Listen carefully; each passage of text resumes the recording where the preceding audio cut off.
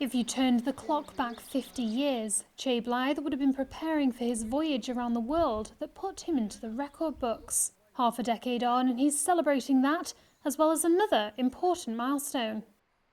Sir Chay, thank you so much for sitting down and having a chat with me today, and happy birthday! Thank you very much indeed, that's very kind of you. What will you be doing in lockdown to celebrate your birthday? Well, we've got our little meal planned, my wife and I, and a glass of special stuff. The thing about being 80 is you're not really thinking you're 80. I still think I'm a sort of 27-year-old paratrooper. Here we met Chay Blyth, almost home after 10 months alone at sea.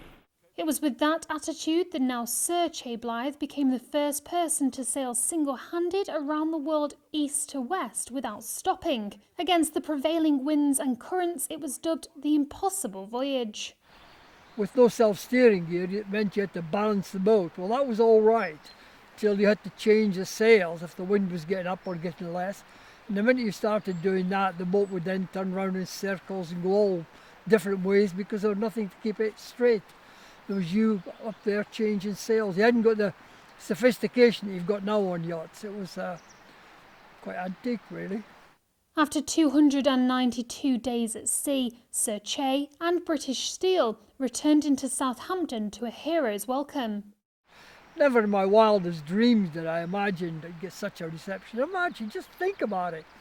You had Prince Philip, Prince Charles, Princess Anne, and then Prime Minister Ted Heath. I mean, I come from Hawick, which is in the middle of the borders, about as far as you can be from the sea. It's quite extraordinary, really. I'm a teary. If you cut my hand off, it's like Hawick all the way through. I'm on board trooper. I followed the cornet many, many times. Of course, it's a fantastic event. A hero's welcome had been laid out for her crew, Captain John Ridgway and Sergeant Chay Blyth. The famous yachtsman's achievements are endless, including joining the parachute regiment, rowing across the Atlantic, and being awarded a knighthood. So when I asked for his fondest memory, his answer wasn't what you might expect. The thing that goes hand in hand with yacht racing is parties. There's always parties before, and certainly there's always parties afterwards. And so we've been to some splendid places.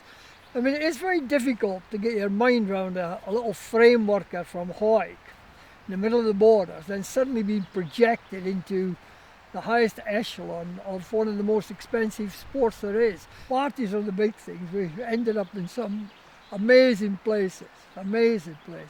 And as someone who has spent nearly 300 days in solitude, he had this advice for getting through lockdown.